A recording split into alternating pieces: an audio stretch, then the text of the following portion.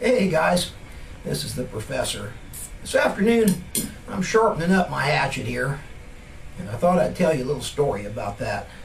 Now, back when I was a kid growing up here on the farm, anytime that there was a break from school, Dad would have the idea that we needed to go down the fence rows and chop the brush that was growing up in the fence.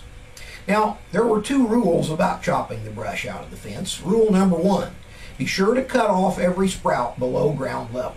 Now, rule number two, don't chop your axe into the ground because that'll dull it. Now, I never did figure out exactly how to be able to do both of those rules at the same time. Consequently, sharpening the axe was something that had to happen pretty regularly. Now, the way that we do that here on the farm is we just take our little file here, about a 6-inch mill file, and then just go up and down there on your axe there until you bring that thing to somewhat near razor sharpness, and then we're ready to go back out and cut some sprouts with it. But the part of that whole operation that I really liked the best was starting the fire, because what we would do then is cut a great big pile of brush, and then pretty soon we would want to set that on fire. And that's my specialty, of course, was starting fires and making major conflagrations. So today I had a question after I showed the flint strikers about making a do-it-yourself flint striker for home. Maybe that you could do that out of a nail, use a propane torch or so on.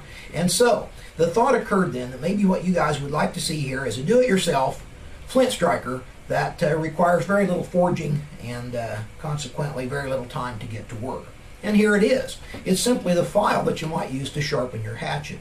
Now, all that I've done here, and I'll let you look at this closely, all that I've done here was I simply took my 6-inch mill file and I ran that on the grindstone and cut off all of those ridges.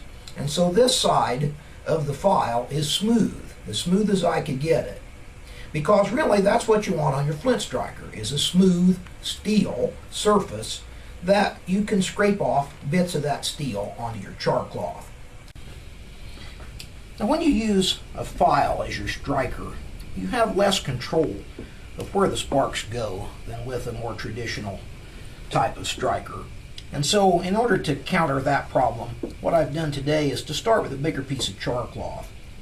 Then take the tip of your file and just put that right in the middle, and that'll kind of hold things down so they can't bounce around and get away from you. Then on your rock, you want to find the sharpest edge that you can get and get that at an angle on the file, so it's essentially like shaving, because what you're doing is shaving off bits of steel. And then just give that a sharp rap and hope that some of the sparks that you make will land on the char cloth. In fact, there's a spark right there, and that will hold for a long time. You can really keep that spark there almost indefinitely.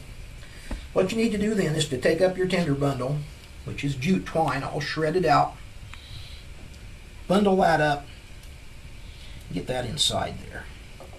Now, sometimes even if your jute is a little bit damp, if you have a little bigger piece of char cloth, the heat from that spark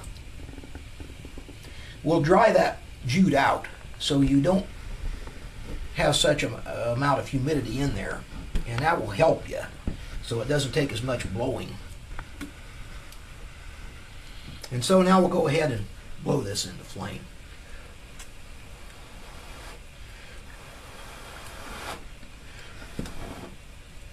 And there we have fire. So, good luck with flint and steel. Try your file as a flint striker, and if at first you don't succeed, dry your tinder, dry your char cloth, and try again. Thanks for joining me today. Thanks for your questions. Thank you for watching my videos. This is the professor, and I'll see you soon.